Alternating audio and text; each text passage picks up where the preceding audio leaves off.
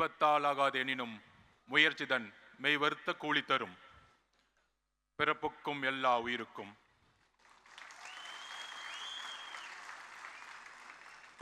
மேடையில் அமர்ந்திருக்கக்கூடிய திருமதி விஜயலட்சுமி, உறுப்பினர் சேர்க்கை அணி செயலாளர், திரு மணிகண்டன், கொள்கை பரப்பு இணை செயலாளர், திருமதி தகிரா, கொள்கை பரப்பு இணை செயலாளர், திரு ராஜ்மோகன், கொள்கை பரப்பு செயலாளர், திரு சிடிஆர் நிர்மல்குமார், துணை பொதுச் செயலாளர், திரு ராஜசேகர், தலைமை நிலைமை செயலாளர், திரு வெங்கட்ராமன், பொருளாளர், திரு ஆனந்த், பொதுச் செயலாளர் அவர்கள், சிறப்பு விருந்தினர் பிரசாந்த் கிஷோர் அவர்கள், திரு பிரசாந்த் கிஷோர் அவர்கள் ஜன் சிவராஜ் பார்ட்டியின் நிறுவனர், மற்றும்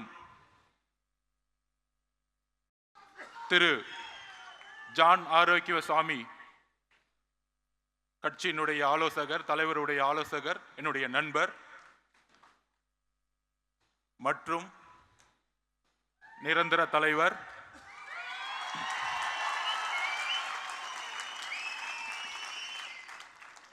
இப்பொழுது தளபதி என்று அழைக்கக்கூடிய நாம் தலைவர் என்று அழைக்கக்கூடிய ஒரு பரிணாமத்தை நோக்கி சென்று கொண்டிருக்கின்ற நம்மளுடைய தலைவர், கொள்கை தலைவர், எதிர்காலம் அல்ல இன்றைய எதிர்காலம் எப்பொழுதும் தமிழகத்தின் முகம் நம்மளுடைய தலைவர் அவர்களுக்கு என்னுடைய வணக்கம். தமிழக வெற்றி கழகத்தின் என்னுடைய முதல் உரை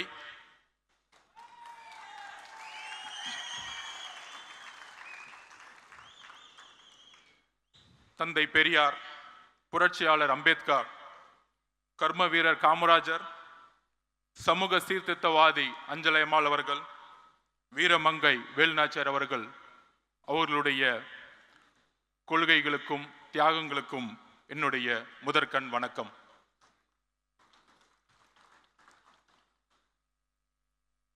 பிறப்பால் ஒரு தலைவர் உருவாகக்கூடாது, மன்னராட்சி ஒழிக்கப்பட வேண்டும் என்கின்ற ஒரு உண்மையை கூறியதற்காக பல்வேறு சூழ்ச்சிகள் என்னை சூழ்ந்த பொழுது ஒரு அழைப்பு வந்தது. திரு தலைவர் அவர்களிடமிருந்து, உங்களுடைய இடம், உங்களுடைய கொள்கை தமிழக வெற்றி கழகத்தில் இருந்து துவங்குங்கள் என்று. நான் ஏன் தமிழக வெற்றி கழகத்தில் சேர்ந்தேன் என்கின்ற பதிவை நான் இங்கு பதிவு செய்ய வேண்டும். சிறு வயதில் புரட்சியாளர் அம்பேத்கர் அவர்களிடமும் தந்தை பெரியார் அவர்களிடம் இணைக்கப்பட்டவன் நான். அந்த கொள்கை வழியில் பல்வேறு அரசியல் கட்சிகளில் பணி சேர்ந்த அனுபவம் இருக்கிறது.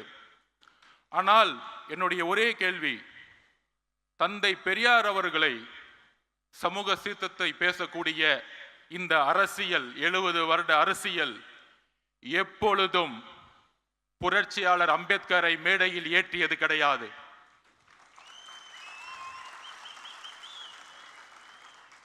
இரு பெரும் தலைவர்கள், அது ஆண் பெண் என்ற பாகுபாடு இல்லாமல் தமிழக வெற்றி கழகத்தின் எந்த ஆளுமையை, தமிழகத்தில் தன்னுடைய தியாகத்தை செய்தவர்களை ஐம்பெரும் தலைவர்களாக, கொள்கை தலைவர்களாக நியமித்து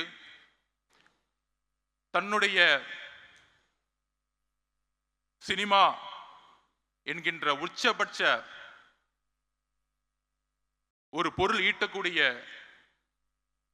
ஒரு பொறுப்பையும் துறந்து இந்த கொள்கை வழியில் நடக்க வேண்டும், ஒரு புதிய அரசியலை உருவாக்க வேண்டும். அவரோடு சேர்ந்து உரையாடிய பொழுது எந்த அளவிற்கு கொள்கை ரீதியில் தன்னை உள்வாங்கியிருக்கிறார் என்கின்ற ஒரு புரிதலோடு என்னை தமிழக வெற்றி கழகத்தில் இணைத்துக் கொண்டேன். தலைவர் கூறியதை போல பெரியாரிசம் பேசுவார்கள், சமூக சீர்திருத்தம் பேசுவார்கள். ஆனால் ஜாதி அரசியலை பேசி தேர்தல் அரசியலில் வெற்றி பெற்று ஊழலை முதற்கண்ணாக ஆட்சியில் முக்கிய ஒரு கொள்கையாக உருவாக்கி போலி கபடவாதிகள் பெரியாரையும் சமூக சீர்திருத்தத்தையும் முன்னிலைப்படுத்தியே இன்றைய அரசியல் ஒரு போலி கபடதாரிகளின் கைகளில், ஒரு ஊழல்வாதிகளின் கைகளில் இருந்து கொண்டிருக்கிறது. அதை துடைத்தெறிய வேண்டும். உண்மையான, அவர் கூறியதை போல, மக்களிடம் உண்மையான உணர்வு அற்ற தலைவர்கள் தான் நான் பார்த்த பல்வேறு அனுபவங்கள். அந்த உணர்வு தமிழக வெற்றி கழகத்தில் இருக்கிறது. ஒரே கட்சி பெரியாரையும் அம்பேத்கரையும் இணைத்து சமூக சீர்திருத்தத்தை உருவாக்கக்கூடிய ஒரு இயக்கமாக பரிணமித்துக் கொண்டிருக்கிறது. சரியாக 1925களில் திராவிட இயக்க சித்தாந்தங்களும் நீதி கட்சியின் மூலம் உருவாக்கப்பட்டு எல்லோரும் சமம் என்ற கருத்தியலை நீதி கட்சியின் மூலம் உருவாக்கப்பட்டு, நீதி கட்சியின் ஆட்சியின் மூலம் உருவாக்கப்பட்டு, தந்தை பெரியார் மூலம் அந்த கொள்கைகளை திராவிட கழகம் மூலம் சேர்த்து அண்ணா அவர்கள் உருவாக்கிய எல்லோரும் சமகின்ற அரசியல் 1949 உருவாக்கப்பட்டு இன்றோடு கடந்த 100 வருடங்கள் ஆகிவிட்டது. ஆனால் பெரியார் அவர்கள் கண்ட கனவு, அண்ணா அவர்கள் கண்ட கனவு, புரட்சியாளர் அம்பேத்கர் கண்ட கனவு எதுவும் நிறைவேற்றப்படவில்லை. வெற்றி பெற்று ஒவ்வொரு துறையிலும் ஊழல் செய்து 30 வருடங்களுக்கு முன்பு எந்த பொருளாதாரம் வலிமை இல்லாதவர்கள் இன்று மிகப்பெரிய கல்வி நிறுவனங்களை நடத்தி கொண்டு, சினிமா துறையில் பல்வேறு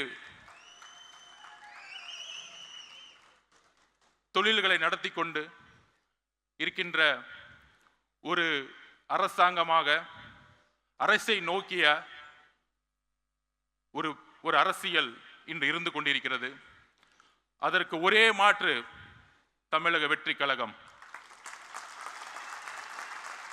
அதற்கு ஒரே சிந்தனை உள்ள தலைவர் நம்மளுடைய தலைவர் விஜய் அவர்கள்.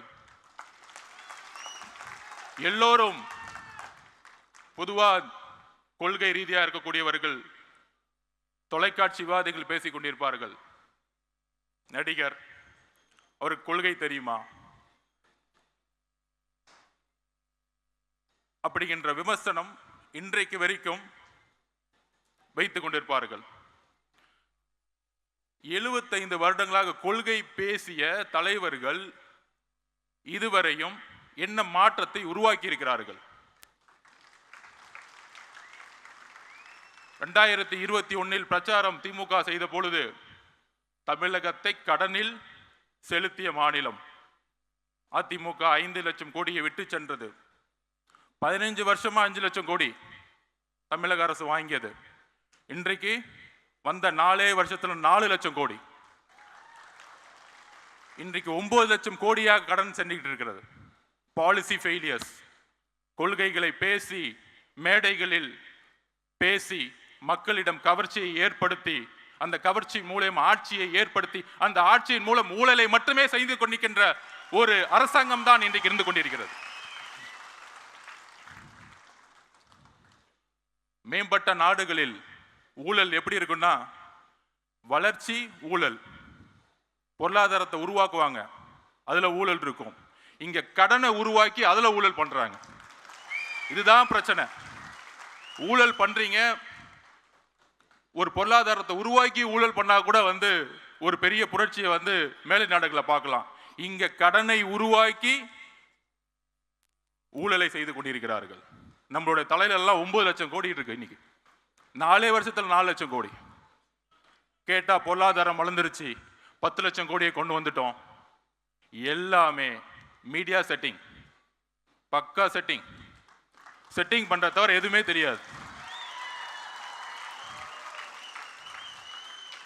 நான் ஒன்னே ஒன்று கேட்குறேன், என் தலைவரை பார்த்து நடிகருக்கிறீங்க.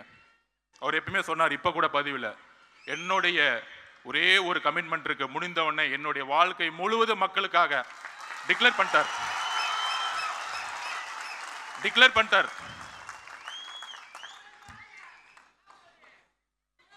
ஓப்பனா டிக்ளேர் பண்ணிட்டார். ஆனா என் தலைவரை பார்த்து நீங்க ஏன் நடிச்சிட்டு இருக்கீங்க? இப்ப அதுவும் கொஞ்சம் அவர் போடுற பேண்ட் சட்டையை மாத்தி நடிச்சா கூட பரவாயில்ல.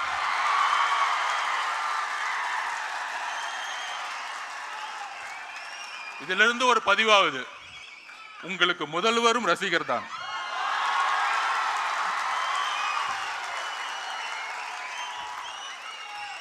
அப்புறம் நம்ம எல்லாம் வந்து அண்ணன் கூப்பிடுவோம், எல்லாரும் அண்ணன் தான் கூப்பிடுவோம். அடுத்த நாள் பார்த்தா வாரிசு, பிறப்பால் பதவி அடைந்தவர் அண்ணன் சொல்லிட்டு பேச ஆரம்பிச்சிட்டாங்க. என்ன நடக்குதுன்னே தெரியல. ஸோ தூக்கத்துலலாம் இப்போ என்ன நடக்குதுன்னா, ஆளுங்கட்சிக்கு தூங்கும் போது நடக்கும் பொழுது இந்த கூட்டத்தை எப்படி அடக்கிறது? நம்ம மணி சொன்ன மாதிரி இது என்ன களிமண்ணா? ரசிகர் கூட்டம். ஆமாப்பா, இப்படிதான் எம்ஜிஆர் சொன்னீங்க, 77 தூக்கி போட்டாரு, 89 வரைக்கும் வர முடியல, அவர் உயிரோடு இருக்க வரைக்கும் வர முடியல. ஏளனம் பேசுவதை நிப்பாட்டுங்கள், ஒருத்தரை ஒருமையில் பேசுவதை நிப்பாட்டுங்கள். மக்கள் வரவேற்பார்கள். தன்னுடைய தொழிலை, தன்னுடைய பொருளாதாரத்தை தூக்கி எறிந்த தலைவரை வரவேற்பார்கள்.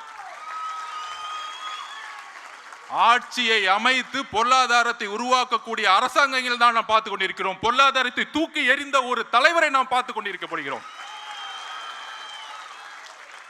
அதற்கு ஒரு தைரியம் வேண்டும். அந்த தைரியத்துடன் தான் நாமும் நம்முடைய தலைவரும், இங்க இருக்கக்கூடிய மாவட்ட செயலாளர்களும் ஒன்றிய பொறுப்பாளர்களும் ஏன் பூத் லெவல் செக்ரட்டரியிலும் எல்லோரும் ஒரே பயணத்தை நோக்கி செல்ல போகிறோம்.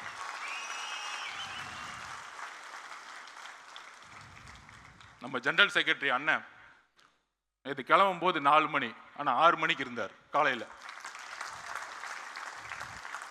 புதுசா உட்காந்து மேடையில் யூடியூப்ல உட்காந்துட்டு ஜான் ஆரோக்கிய சுவாமிக்கும் மாதவர்ஜுனாவுக்கும் பொருளாளர் அவர்களுக்கும் பொதுச் செயலாளருக்கும் பிரச்சனை.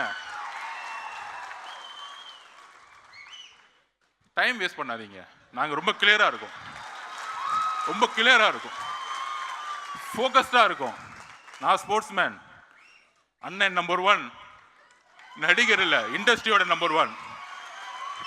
நிறைய பேர் வந்து சினிமாவில் நடிச்சாங்க, எதுக்குன்னா பிரபலம் ஆகணும், பிரபலமான அரசியலுக்கு வரணும், அரசியல் ஆனவன துணை முதலமைச்சர் ஆயிடணும், அவ்வளவுதான். இங்க உண்மையா இருந்து நம்பர் 1 இருக்காரு ஒரு இண்டஸ்ட்ரியில.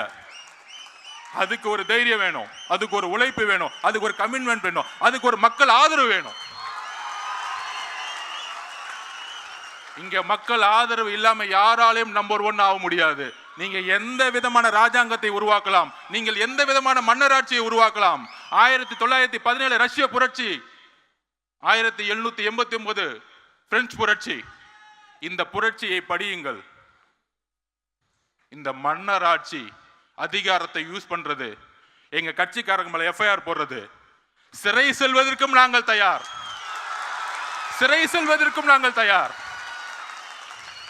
சிறைகளை பார்த்து பயப்படுவர்கள் நாங்கள் சிறையும் செல்வோம், சென்ட் ஜார்ஜ் கோட்டையும் செல்வோம். அடுத்த 62 வாரங்கள் நாம் தான் எதிர்க்கட்சி தலைவர், நம் தலைவர் தான் எதிர்க்கட்சி தலைவர். தயாராவோம். நீங்கள் எதையும் செய்யுங்கள். எத்தனை போலீஸ் சொன்னா பண்ணுவாங்க. நம்ம தலைவர் விகடன் மேடல சொன்னார், உங்களுடைய கூட்டணி அரித்மாட்டிக்ஸ், உங்களுடைய கூட்டணி பலமான கூட்டணி, இதெல்லாம் உடையும். அதுக்கு ஒரு உதாரணம் சொல்றேன். 2011 இதேதான் யோசிச்சாங்க. திமுக 30%, காங்கிரஸ் 10%, 40. அதோடு சேர்ந்து பிஎம்கே 8%, விசிகே எல்லாம் சேர்ந்து 55% வர சொன்னாங்க. ஆனா 203 தொகுதிகளில் அன்றைக்கு இருந்த ஜெயலலிதா மேடம் ஜெயிச்சாங்க. எதிர்கட்சி தலைவராக கூட ஆக முடியல. சோ தமிழக மக்களுக்கு தெரியும் ஆட்சியோட பிரச்சனை என்ன. 36% ஈபி விலை ஏற்றி இன்னைக்கு எந்த இண்டஸ்ட்ரியும் ரன் பண்ண முடியல. நீங்க கொடுக்கக்கூடிய 1000 ரூபாய் பத்துமா? 1000 ரூபாய் கொடுத்து 10,000 ரூபாய் பிடிங்கிட்டீங்க மக்கள்கிட்ட. இதையெல்லாம் என்னுடைய தலைவர் எதிர்கட்சி தலைவராக இருந்து பேசுவார் கூடிய விரைவில். அவருடைய பயணம், அவருடைய ஒவ்வொரு நொடியோடைய பயணம் தமிழகத்தில் அதிர்வலைகளை 1967 அண்ணா ஏற்படுத்தியது போல 1977 எம்ஜிஆர் ஏற்படுத்தியது போல அடுத்த பிளவு ஏற்படும் தமிழகத்தில். அதற்கு எல்லா அஜெண்டா ரெடி, எல்லாமே பிளானிங் ரெடி. எல்லாரும் சொல்லுவாங்களே தேர்தல் அரசியல் இவங்களுக்கு தான் எல்லாம் தெரியும். ஒரு பெரிய மினிஸ்டர் அவர் வந்து பூத்துக்கு 10,000 ரூபாய் கொடுப்பாரு. அவர் வந்து கோயம்புத்தூர் பக்கம் வந்து எல்லாத்தையும் பார்த்துக்குவாரு. ஒருத்தர் திருச்சி பக்கம் பார்த்துக்குவாரு, ஒருத்தர் வந்து திருவண்ணாமலை பக்கம் பார்த்துக்குவாரு. 10 இன்ஜினியரிங் காலேஜ் வச்சிருக்காங்க. 1967 மக்கள் தூக்கி போட்டதும் 1977 திரு எம்ஜிஆர் அவர்களை கொண்டு வரும் போதும் பண பலத்தை நோக்கி இல்ல, மக்கள் செல்வாக்கை நோக்கி. எங்களிடம் பணம் இல்லாமல் இருக்கலாம், ஆனால் உழைப்பு இருக்கிறது, தைரியம் இருக்கிறது, நல்ல தலைவர் இருக்கிறார், அதோடு சேர்ந்த உண்மை கொள்கை இருக்கிறது. So agenda ready. முக்கியமா அடுத்தது ஒரு விஷயம், திரு ஜன்சுராஜ் தலைவருடைய பிரசாந்த் கிஷோர் அவர் ஏன் இங்க வந்தார்? 2021 திமுக வரும்போது ஏன் அந்த கொஸ்டின் வரல? பயம், வேற ஒன்றும் இல்லை, பயம்.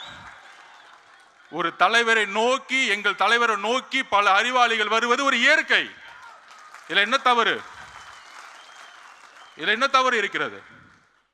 ஃபுட்பால்ல மெஸ்ஸி சொல்லுவாரு, நான் வேர்ல்டு கப் நம்பர் 1 இருக்கிறதுக்கு முக்கியமான காரணம், ஜெயிச்சதுக்கு என்ன காரணம்னா இது ஒரு டீம் கேம், குழுவோடு சேர்ந்து விளையாண்டதனால் நான் நம்பர் 1 ஆனேன். நாங்கள் வந்து ஒரு 45 சீட்டு கொடுங்க, அந்த 45 சீட்டை வாங்கிட்டு எம்எல்ஏ ஆகிறதுக்கு வரல, ஆட்சி அமைக்க வந்திருக்கோம், மக்களோட பேரோட ஆட்சி அமைக்க வந்திருக்கோம். ஆட்சி அமைப்பதற்கு எல்லா சிந்தனை கொண்டவர்களும் இந்த கட்சியில் வரும் பொழுது இது மன்னர் ஆட்சி இல்லை, அறிவு இருக்கவங்க எல்லாம் கட்சிக்குள்ள வரக்கூடாது. ஒரு துதிப்பாடிகளும் இந்த சட்டசபையில் பார்ப்போமே, பாலிசி மேக்கிங் 10 மானிய கோரிக்கை ஒரே நாள் நிறைவேற்றிடுவாங்க. 10 மானிய இனியா நிறைவேற்றி பார்த்துருக்கீங்களா? ஏன்னா துதிப்பாடல், வாழ்க வாழ்க வாழ்க, தமிழக மக்கள் ஒளிக ஒளிக ஒளிக, இதுதான் போயிட்டு இருக்கோம். நாங்கெல்லாம் மேலே போயிட்டே இருப்போம், நாங்கெல்லாம் ரோட்ல நின்றுட்டு இருப்போம். இவ்வளவுதான் சட்டசபை இப்படி தான் போயிட்டு இருக்கு. இதை உடைத்தெறிய திரு ஜான் ஆரோக்கியசாமி எப்பொழுது நமக்காக வேலை செய்து கொண்டிருக்கிறார்களோ, நானும் என்னுடைய பங்கு இருக்கிறதோ, இங்க இருக்கக்கூடிய மாவட்ட செயலாளர், பொருளாளர், பொறுப்பாளர்கள், ஜெனரல் செக்ரட்டரி, அதோடு சேர்ந்து ஜன்சிவராஜ் பார்ட்டியுடைய தலைவர் நம்மளோடு இணைந்து வேலை செய்ய வராரு. இல்லைன்னா தவறு. நம்மளுடைய கொள்கைகளை, நம்மளுடைய ஐப்பெரும் தலைவர் கொள்கைகளை, நம்மளுடைய எல்லா கொள்கைகளையும் உள்வாங்கி அதற்கான தேர்தல் பிரச்சாரத்தில் நம்மளோடு சேர்ந்து இன்னும் பல பேர் வரதுக்கு ரெடியா இருக்கிறாங்க. இன்னும் பல தலைவர்கள் வர ரெடி போறாங்க. இன்னும் பல பூகங்கள் வரப்போகுது. சோ அதனால எப்படி நூற்றாண்டுகள் கழித்து ஒரு புதிய மாற்றங்களும் புரட்சிகளும் உருவாகுமோ, அவரை பத்தி நான் ஒண்ணு சொல்லணும். பிரசாந்த் கிஷோர் அவர்களை அவரோட பயணித்ததுல 2021 1990க்கு அப்புறம் மெஜாரிட்டி கவர்மெண்ட் திமுக வந்ததே கிடையாது. அவருடைய சிந்தனைகளும் ஒரு முக்கிய காரணம் வெற்றி பெற்றதுக்கு 2021. அதே போல வெஸ்ட் பெங்கால்லையும் டெல்லி எலெக்ஷன்லையும் கெஜ்ரிவால் அவர்களை வின் பண்ண வைக்கும் பொழுது நான் தனிப்பட்ட முறையில் பார்த்துருக்கேன். மிகப்பெரிய prime minister, home minister campaign, பெரிய கேம்பெயின் போன எலெக்ஷன்ல. ஆனால் அதுக்கான அந்த நேரத்தில் வந்து திரு கெஜ்ரிவால் அவர்கள் ஜெயிக்க முடியாதுங்கிறத சொன்னிச்சு. ஒரு சிந்தனையை கரெக்டாக வந்து ஒரு டிசைன் பண்ணாரு, கட்சியோடைய கோஆர்டினேஷன்ஸை உருவாக்குனாரு. அந்த கோஆர்டினேஷனோட சேர்ந்து வரும் பொழுது அன்றைக்கு பிஜேபி மிகப்பெரிய தோல்வியை ஏற்படுத்தியது. ஸோ இன்னைக்கு இன்னும் மிகப்பெரிய தலைவர்கள், மிகப்பெரிய ஆளுமைகள் வரக்கூடாது என்பது நிச்சயமல்ல. ஏனென்றால் நாம் ஒரு ஆட்சியை மக்கள் துணையுடன், ஒரு ஊழலற்ற ஆட்சியை உருவாக்க இங்கே எல்லோரும் ஒரு உறுதியேற்க வந்திருக்கின்றோம். அந்த உறுதியுடன் நம்மளுடைய பயணத்தை உருவாக்குவோம். நம்பிக்கையுடன், தைரியத்துடன் நம்மளுடைய பயணத்தை உருவாக்குவோம். வாய்ப்பு கொடுத்த தலைவர் அவர்களுக்கும், பொதுச்செயலாளர் அவர்களுக்கும், மேடையில் இருக்கக்கூடிய பொறுப்பாளர்களுக்கும் என்னுடைய நன்றி. வெற்றி நிச்சயம்.